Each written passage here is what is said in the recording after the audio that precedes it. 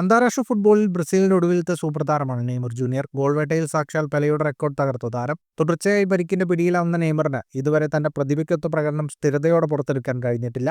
നെയ്മറിന് ശേഷം മറ്റൊരു സൂപ്പർ താരത്തെ കണ്ടെത്താൻ ബ്രസീലിന് ഇതുവരെ കഴിഞ്ഞിട്ടില്ല.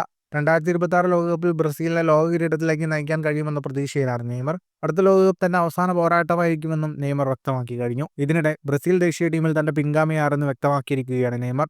വിനീഷ്യസ് ജൂനിയറിന്റെ പേരാണ് എല്ലാവരും പ്രതീക്ഷിച്ചതെങ്കിലും നെയ്മർ മറ്റൊരു താരത്തെയാണ് തെരഞ്ഞെടുത്തത്.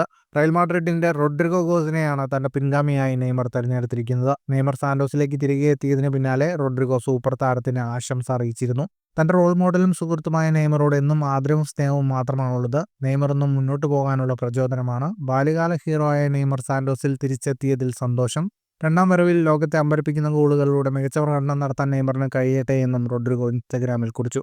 ഇതിന് മറുപടിയായി താങ്ക് യു മൈ സക്സസർ എന്നായിരുന്നു നെയ്മർ കുറിച്ചത്. ലോകകപ്പിനെ ഓർമ്മിപ്പിച്ച് തനിക്കൊപ്പം വലിയൊരു ദൗത്യം നിറവേറ്റാനുണ്ടെന്നും ഒരുമിച്ച് നമുക്ക് തകർക്കാമെന്നും നെയ്മർ റോഡ്രിഗോയോട് പറഞ്ഞു. ഫുട്ബോൾ ലോകത്തെ കൂടുതൽ വാർത്തകൾക്കും വിശേഷങ്ങൾക്കുമായി സ്പോർട്സ് കഫേ സബ്സ്ക്രൈബ് ചെയ്യുക.